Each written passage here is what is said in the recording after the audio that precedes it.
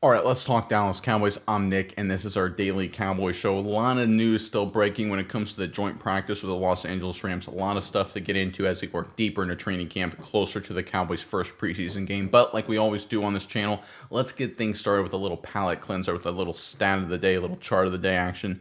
Let's pull it up here. This is courtesy of the Cowboys Muse account on X, which I think you should follow. It's got a lot of interesting stuff there. They do a good job. They posted NFC East wide receivers with the most touchdowns since 2022. A.J. Brown's first year as an Eagle. First is CeeDee Lamb with 29. Second is A.J. Brown with 25. Third is Terry McLaurin with Washington with 23. And fourth, bringing up the rear here, is Cavante Smith with 22. You'll notice the difference between CeeDee Lamb and A.J. Brown, first and second, is 4. And the difference between second and fourth place is 3. So CeeDee Lamb here has a pretty decent gap compared to the rest of his competition. I think, as weird as it is, CeeDee Lamb is one of the more underrated players in the National Football League. If you listen to people in the media, they say, oh, he's great. He's basically, kind of similar to an Amon-Ra St. Brown or A.J. Brown in terms of caliber. They don't put him in the same level as Justin Jefferson or Jamar Chase. He is at that level, right? You can make an argument a Chase or a Jefferson is better, and that's a fair argument to make, right? I'm not going to get into the finer points of that. We can have a discussion, a debate about that. But he's clearly above an Amon-Ra St. Brown, who's a good football player, clearly above a McLaurin, clearly above an A.J. Brown.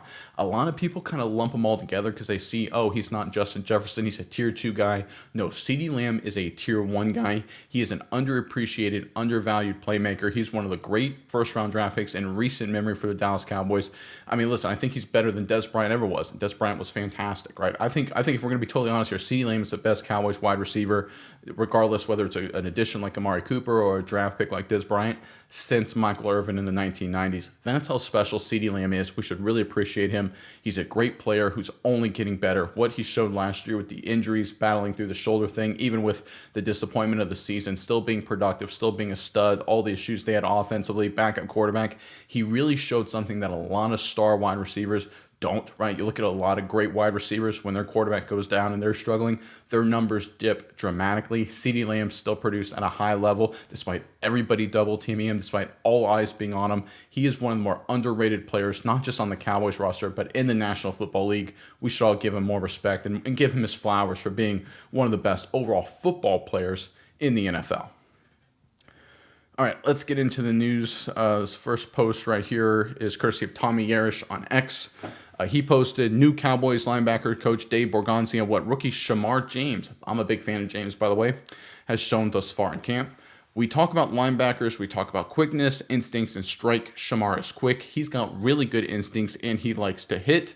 Those are the 3 qualities that we look for.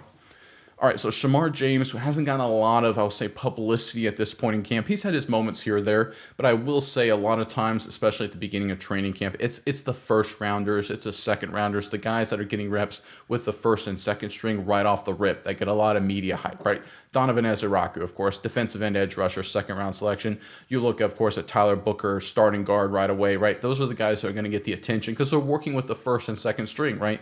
The guy protecting Dak Prescott, going to get a lot of focus, going to get a lot of media attention. The guy rushing the passer at the position Micah Parsons would be, he's going to get a lot of attention, a lot of media focus. So again, some of these mid to late round rookies, it'll take a few weeks, and we're starting to get there now for them to really show up and really have the opportunities to make the plays.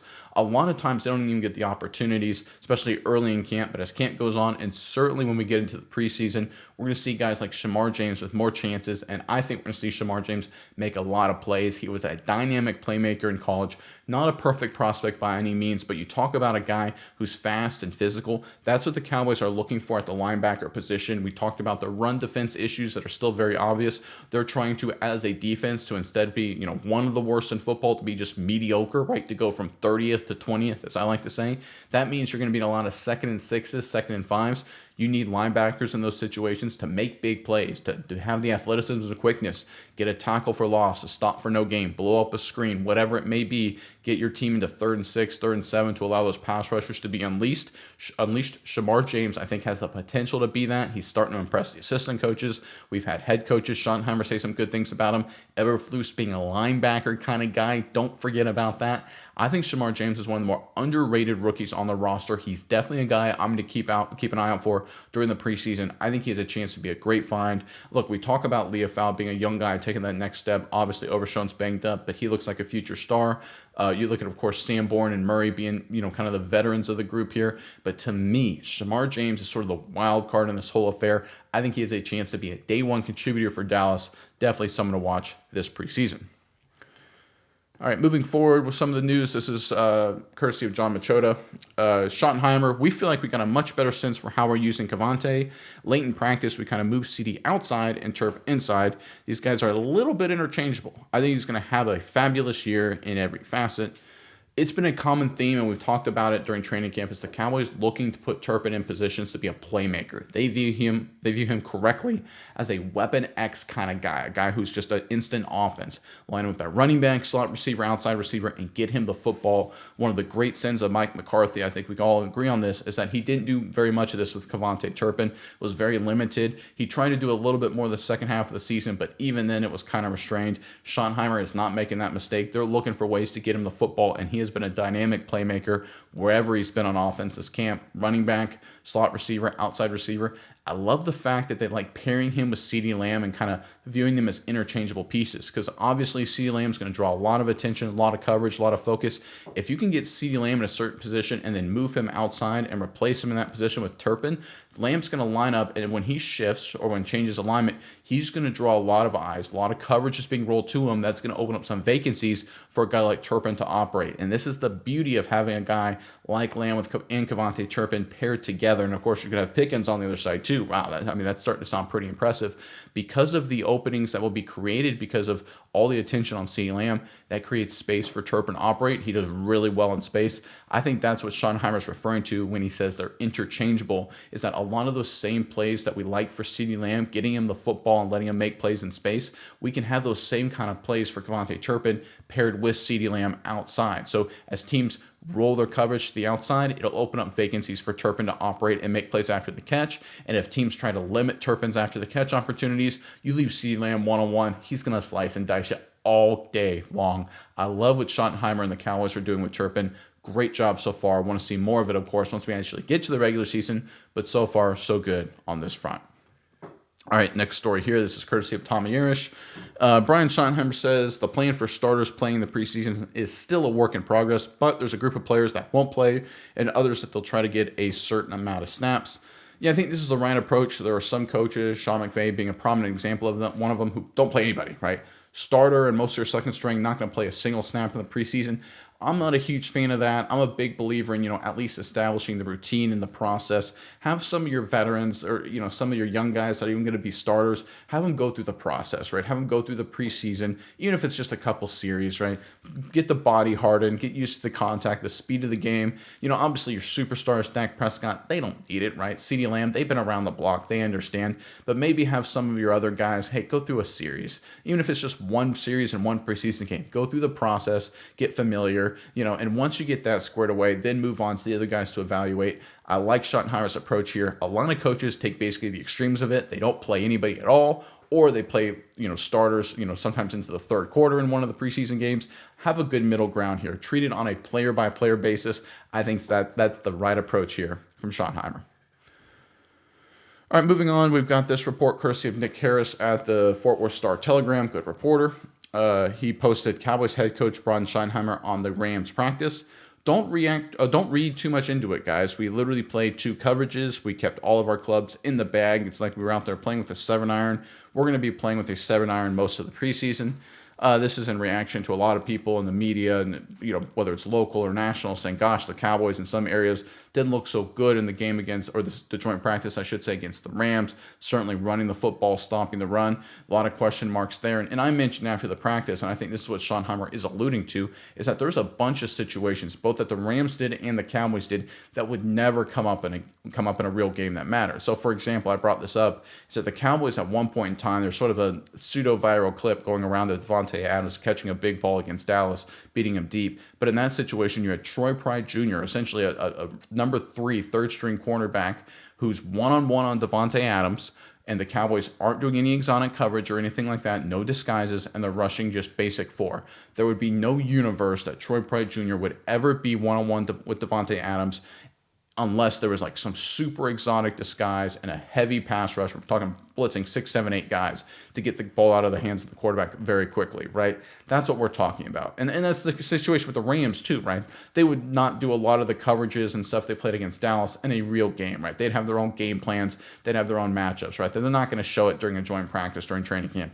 Obviously, training camp, and we saw this with the Turpin commentary a second ago, is about finding players, evaluating personnel package, things, finding things you like. Say, okay, this looked good against our own guys. What about against a different team? Well, against a different player? How does it look then? And you go through that process. Or this guy's had a good camp. Let's see what he does here against the first string of this team. Oh, wow, he did okay. Or, oh, yikes, he didn't do good, right? That's what these kind of practices are for. And Schottenheimer, again, this is important to understand, he's a new head coach, right? Clayton Adams is new to the Cowboys. They're figuring out their scheme, their tactics, their strategy. Sean McVay and these veteran teams like that, everyone knows what kind of offense Sean McVay runs. Now, there'll be week-to-week changes for game plans, and there's, year-to-year personnel changes and things like that. But from a high-level perspective, everyone knows what kind of offense Sean McVay runs, what he wants to do stylistically and schematically.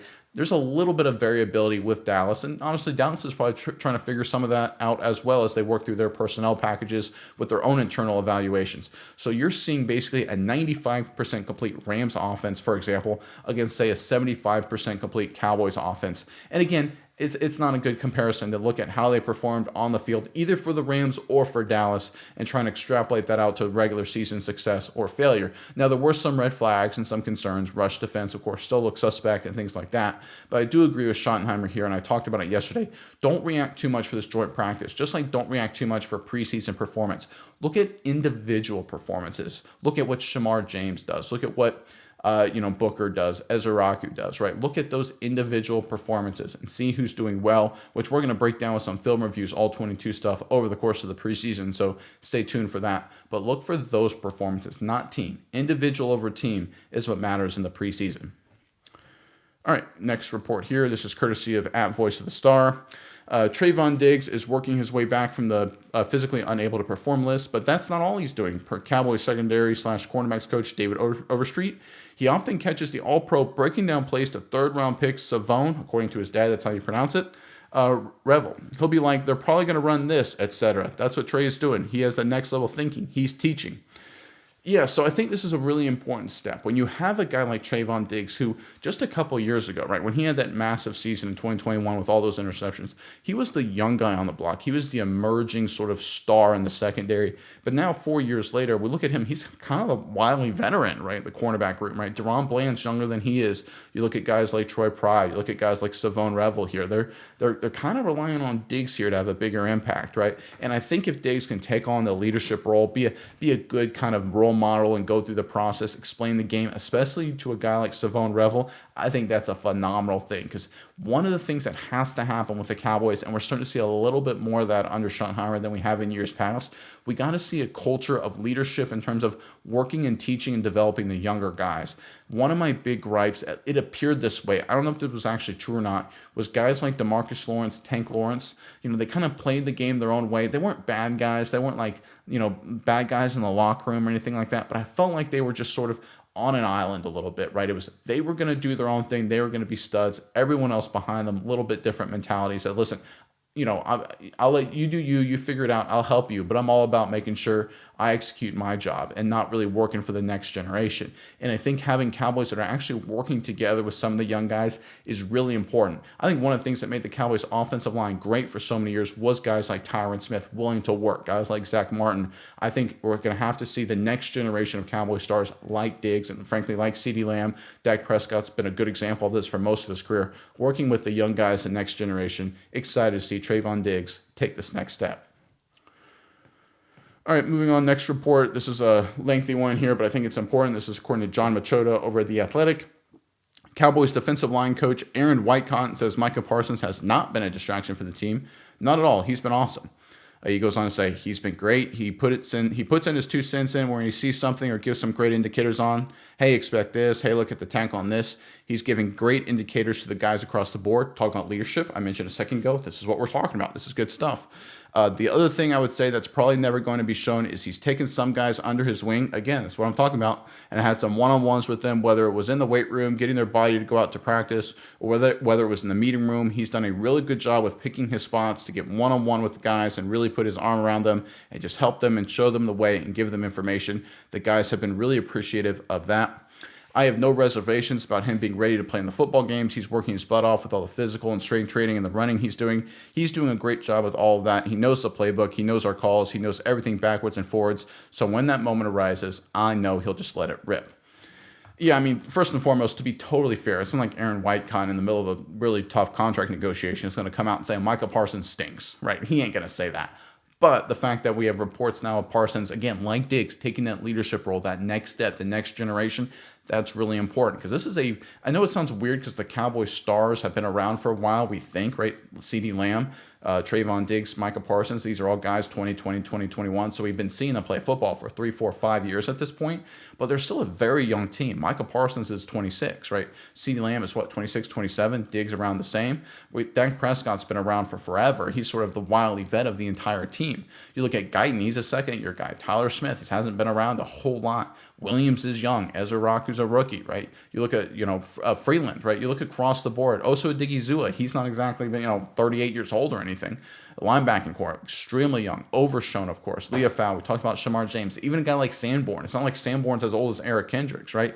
This is a very young group is what I'm trying to say. So having these middle tier stars taking on a leadership role, a teaching role, is really critically important because I know a lot of people look at the Cowboys as sort of a veteran team. That isn't the case when you look at the actual age makeup. Having these guys, again, like Diggs, like Parsons, taking on leadership roles, I think is really important for them going forward. And how about Parsons being ready for week 1 when this contract dispute is most likely resolved? I think that's a great sign. Again, physically ready, mentally ready. Won't be perfect. There'll be some issues, of course, getting back to practice speed and then game speed after taking some time off. But I think the repercussions, the negativity will be very limited, and he'll be very quickly brought up to speed and playing at the level we're all used to seeing.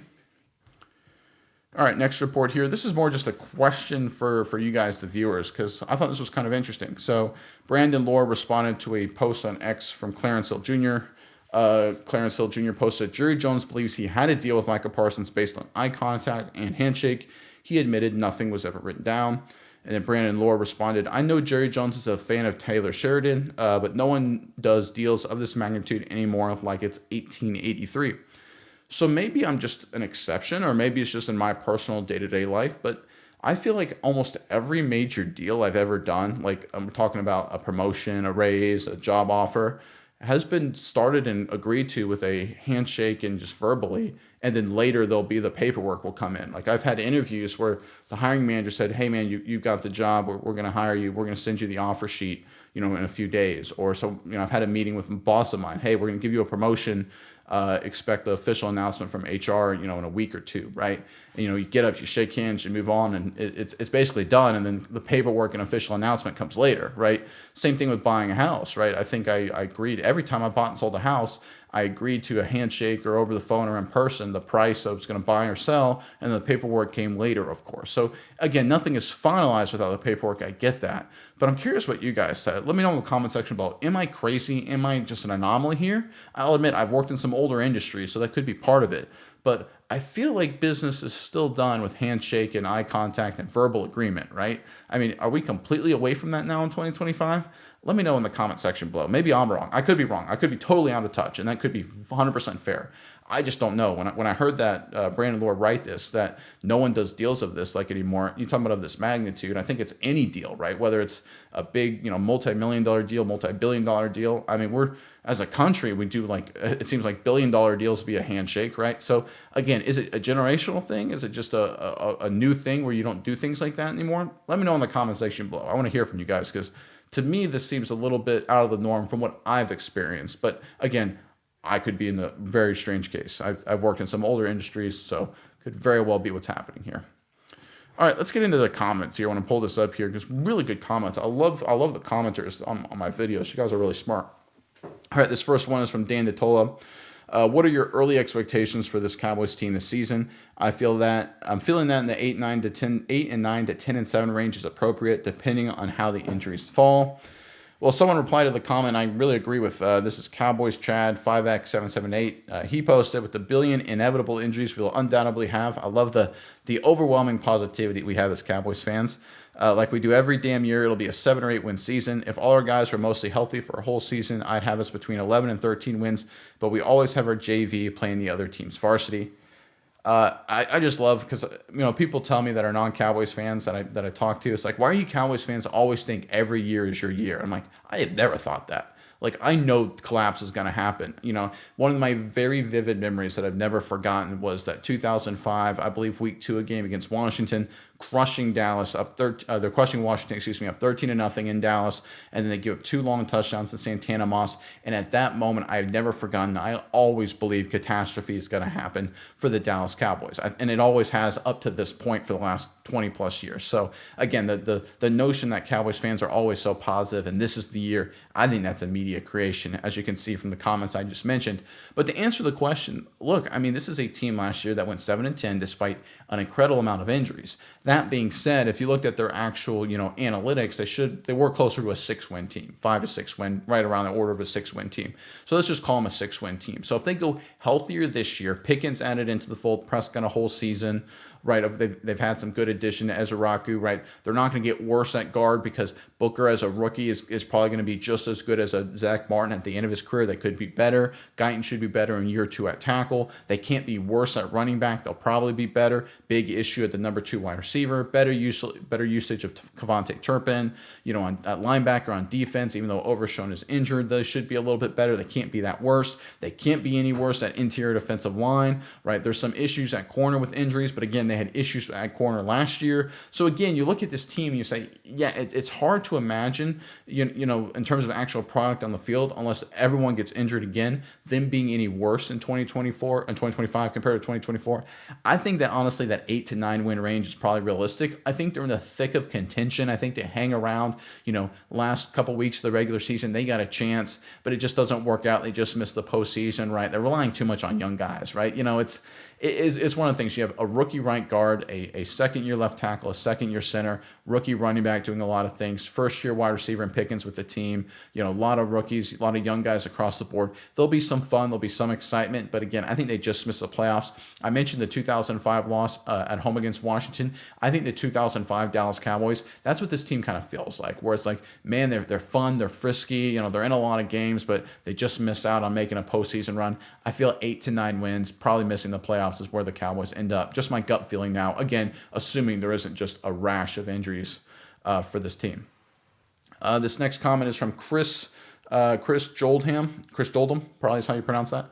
Why is Kenneth Murray never mentioned in any reports? Has he been productive / effective, or is he struggling? No news is not good news.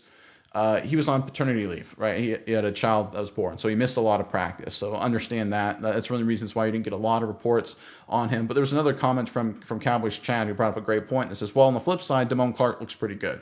He's had a lot of opportunities and is having his best training camp ever, could have his best season ever. So I think Murray, you're not seeing a lot because he hasn't been there. And in his place, we have a guy like Damone Clark and even Shamar James getting more opportunities, and we're seeing some good things out of that side. So it's, again, we'll have to see how Murray does. He's a veteran. He doesn't have to play all through training camp. I think he's a guy that's just sort of going to be almost an Eric Kendricks kind of veteran guy. We're not expecting him to be a star, just kind of a stabilizing influence. But I'm really excited to see guys like Clark and Shamar James getting more opportunities. I think that was actually better for the Cowboys that Murray had to be on paternity leave, so that way those two guys could get more chances to get better.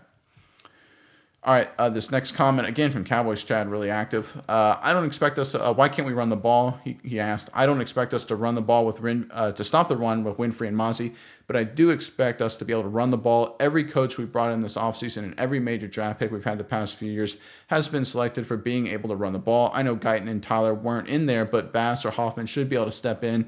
If we have a billion injuries like we do every single year for some reason, what's our contingency plan? I'm already in panic mode. Oh boy. And we haven't even played our first preseason game. And someone commented back, and again, I love the comment section. You guys are awesome. AP ID No 11, whatever that handle is supposed to be. I apologize. He said, Shoddy said they're running only basic schemes until the regular season. Yes, Like I mentioned this in a report, they're going to keep it very vanilla, right? And if you look at Clayton Adams coming over from the Arizona Cardinals, they were opposite of a vanilla team in terms of running the football. They did a lot of polling. They did a lot of counters. You saw what they did against Dallas in 2023 when they played early in the season, right? A lot of funky run concepts. They eviscerated the Dallas Cowboys defense. Now, the run defense for Dallas is not very good, right? So we all understand that.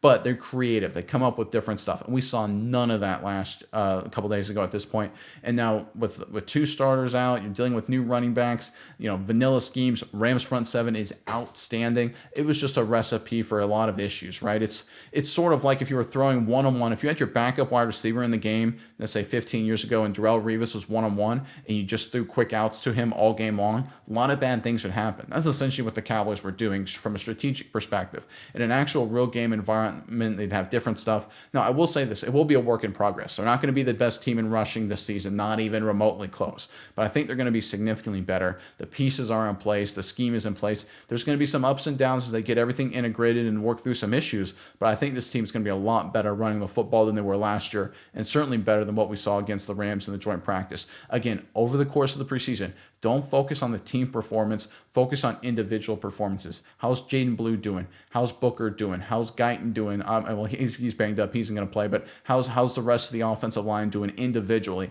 Don't focus on the team. That'll come as we get closer to game plans and things like that. Focus on individual performances, and that'll give you the better picture. All right, this next comment is from R. Robs 3948. He said, leaving Troy Pride one-on-one Davante Adams is criminal negligence. Yeah, in a real game, that would be criminally negligent. I agree. And the highlight is you want to go from being a disaster to just not being very good when discussing the run offense and defense. He says, WTF, so the goal is just getting to bad. That's a recipe for 7 wins or less. And unfortunately, it's because of the disaster in talent acquisition and roster makeup, particularly on D-line. Well, I mean, I think that's fair to say that, that's not the goal. You want internally, they're not saying that, right? They're not saying, hey, guys, we want to be 20th in the NFL and stopping the run. But that's just my opinion, my perspective. It's incremental improvement. You don't go from being really bad to great overnight.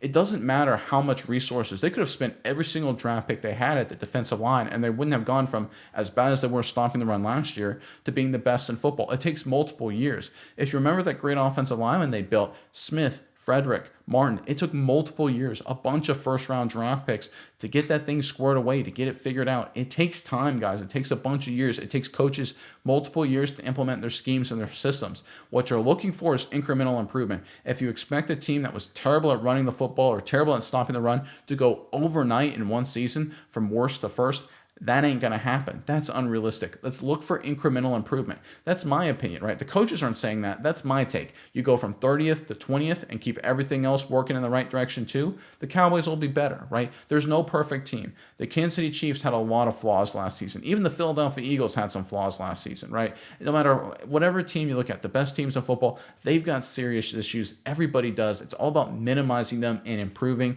If the Cowboys do that, they will be a lot better this season than they were last year. This is from @Steven Van Over, who's a very good commenter. I appreciate you, Steven, for everything you post on the channel. Good info, very solid point at Dak. I as well would rather have him and be faced with the issue of surrounding him with talent than not having him and be forced to be searching for an elite quarterback. The Quincy Carter reference is gold. Yeah, exactly, right? I mean, it's one of those things. People who have short-term memory forget that there was a period in the early 2000s where it was, oh my goodness, this is a dumpster fire at the quarterback position. And you can be the New York Jets, you can be the Cleveland Browns. It happens to most franchises, honestly, for usually extended periods of time where they don't have an answer at quarterback and they have to just reach and scratch and claw. The Atlanta Falcons have had a really good roster over the past few seasons, but whether it was Marcus Mariota or Desmond Ridder or Kirk Cousins with his injuries last season, they feel better about Michael Penix Jr., but the reality is they've been looking, they're a playoff roster that has missed the playoffs because of issues at the quarterback. They can't find one. The Steelers, they've had a lot of great players, great coach, all that kind of things. They haven't won a playoff game since 2016, mainly because of their quarterback issues. Having some stability and quality play at the quarterback, don't overlook it, even if he's not, Joe Burrow or Patrick Mahomes. And then Steven went on to comment, can he be a strength? That is the $64,000 question. Until he becomes that in the playoffs, it will be on his back, a la Steve Young and the Super Bowl Montana issue. It's not fair, just the way it is. You do bring up an outstanding point, right? Steve Young was considered as he's not Joe Montana, not even close, right? He keeps losing, right? Keeps getting beat by Dallas in the playoffs, 92-93. Can't win the big one, right? There's a lot of quarterbacks that take that, sort of on their back, right? Peyton Manning had that for the first 6-7 years of his career. Can't win the big one, can't win the playoff game. He had 1999, they went 13-3, got knocked out against the Tennessee Titans, lost to the Dolphins, got beat twice by the Patriots in humiliating fashion in 2003 and 2004, right? A lot of people looked at the Indianapolis Colts and Peyton Manning. They had a really good team in 2005, lost to the eventual Super Bowl champion Pittsburgh Steelers at home, right? A lot of people looked at the Colts and Peyton Manning and said, can't win the big one. That's who he is, right? Turns out 2006, he wins a Super Bowl. We can put it behind us. Now, Prescott has to prove it. He has to prove it in the playoffs. I think what he did in 2022 at San Francisco is a real black mark on his legacy, real black mark on his career to this point, but that's something you can turn around very quickly with one good postseason run. We'll see what he does over the next few years. All right, one more comment here. This is from Greg Gray, 3741. Philly runs circles around Dallas when it comes to cap management. They sign their best players early. Dallas gets their butt handed to them, signing their best players late. Dak, Lamb, and now Parsons. Micah is the only player in his draft class out of the good players that hasn't been signed. Tyler Smith will more than likely follow a similar path. There are already good players in Tyler Smith's draft class that have new contracts. Guarantee you, if Parsons played for Philly, he would have already signed a new contract and would be practicing in camp. Yeah, so there is a debate going on about, is it worth signing players early? And I think it's a fair sort of psychological and financial argument, right? Is it worth getting players happy, signing them to a big deal early, and just letting it, ride from there until it hits you in the future? In Philadelphia, and I mentioned this yesterday, they use a lot of void years, right? They borrow from the future to pay for now, and they do it in extreme circumstances. In 2029, the Philadelphia Eagles, for example, are going to have $166 million against their salary cap for Jalen Hurts, Devontae Smith, and A.J. Brown, whether they play for the Eagles or not. And if they play for the Eagles, it'll be even more because those are just void year dollars. If A.J. Brown, Devontae Smith, Jalen Hurts, they're going to have to be paid additional on top of that if they stay in Philadelphia. So that's a huge cap hit. You only make that bet as if you assume the salary cap is going to continue to explode. That's the bet a lot of teams make. They say, I can pay you a lot of money. I can overpay because the salary cap will keep going up and up and up and up, and a dramatic increase, and everything will be fine. My argument there is that if you go back to any sort of period in history, if you just look at markets and finance, there are moments where, the market will always go up. You talk to people in 2005, 2006, 2004, they said, the housing market's a rocket ship. It will never go down. It's just going to keep going up and going up dramatically. Refinance, buy another home, take out another mortgage. The market's just going to keep going up. What happened in 2000, 2008, 2007, 2008? Everything crashed. A crash always happens. There's no such thing as a free lunch. So the question is, do you really bet and mortgage everything on the future to try and win now and punt on the mortgage the future and try and win now? I kind of disagree with that notion. And a lot of people say you should pay your players early, get it done early in the offseason. Hey guys, that's exactly what the Browns did. Do you want to be the Cleveland Browns? That's exactly what the Raiders did. Do you want to be the Raiders? Right? It's this weird argument where if a good winning team does something, that's what good and winning teams do. If a losing team does that exact same thing, well, we just dismiss that as something losing teams do. I think the Cowboys, I disagree with their approach. I think they take way too long with this. I agree with your comment. But I think this notion that we should just play every star player as early as possible, I think that's a little misguided. The bill always comes due at some point. I think you have to take it on a case-by-case basis, on a market-by-market basis. Now, I think the Cowboys have screwed that up personally in how they've handled a lot of these on those case-by-case basis. But I think the approach just to say, he's a good player, pay him early, I think that's a little short-sighted. But again, that's just my opinion. All right, that's all the comments I'm going to get to today. Great comments. I love you guys commenting below. It's really got a lot of good insights, and I learned something from you. Hopefully you learned something from me. A lot of great stuff coming up for the Cowboys, of course, getting closer to the first preseason game. Like I've talked about a bunch, we're going to have some film reviews of all these rookies breaking down from the All-22 perspective, so make sure you stay tuned to that. But until next time, I'm Nick, and this is Saturday Morning Inspection.